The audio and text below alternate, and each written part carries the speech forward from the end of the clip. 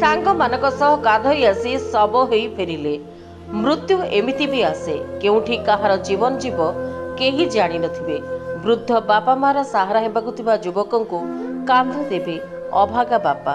राउरकेला सहर संलग्न बिश्रा थाना अंतर्गत कोयल नदीर बाराकाटा घाटरे घटी जाइछि एक बड़ धरणर अघटन।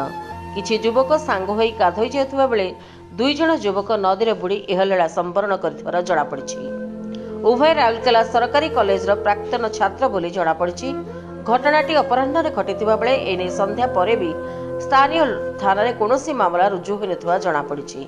मृत युवक देव सेक्टर 17 बी ब्लॉक रो प्रदीप तराई 19 वर्ष एवं अन्य जणे सेक्टर 8 सी ब्लॉक रो आशीर्वाद बारिक 19 वर्ष बोली जणा पड़िछि।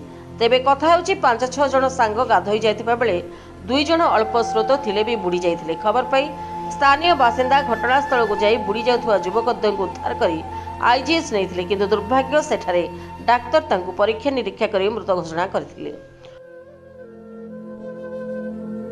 पहला फोन कॉल पाइलु जेंति आसिकरी आवश्यक उपकरण गाड़ी लोड करी आनिकरी पेशेंट को आईजीएच रे भर्ती कर डॉक्टर को हस्तांतर करी डॉक्टर को रिपोर्ट नै ये को जगह रे थिले ए क्रिकेट क्रिकेट केते जण थिले सेटे सांग मान सहित से माने गाधिया केते जण पिला थिले 6-7 जण सांग बुडले केते जण 2 जण बुडी थिले ताम केते बयस।